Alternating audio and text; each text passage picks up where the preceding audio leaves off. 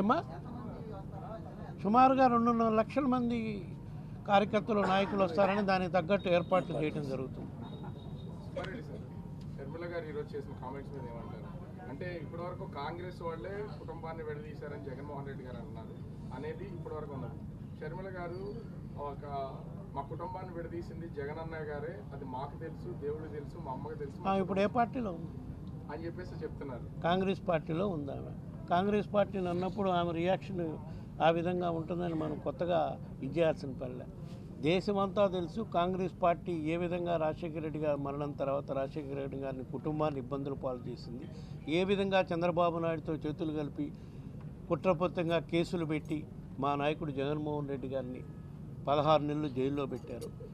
ఆ తర్వాత ఆయన పేరు ఛార్జ్షీట్లో పెట్టి కాంగ్రెస్ పార్టీ ఏ విధంగా ఆయన్ని అవమానపరిచిందో అవన్నీ ప్రజలు మర్చిపోరు.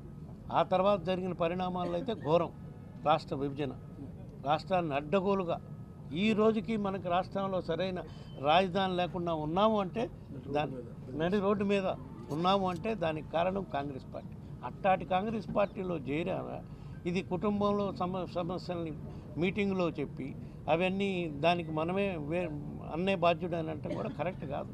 నువ్వు కాంగ్రెస్ పార్టీలో ఉన్నావు. కాంగ్రెస్ పార్టీ ఏ విధంగా విభజించింది, ఇదివరకు ఎప్పుడు ఏ విధంగా విభజించింది, ఇప్పుడు ఏ విధంగా విభజించింది, అవన్నీ కూడా ప్రజలు మర్చిపోరు.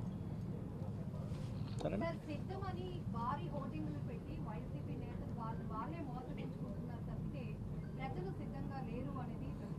ఇప్పుడు సిద్ధం పెట్టినందువల్ల నిన్ను కానీ ప్రజలు కానీ మేము మోసం చేస్తున్నామమ్మా?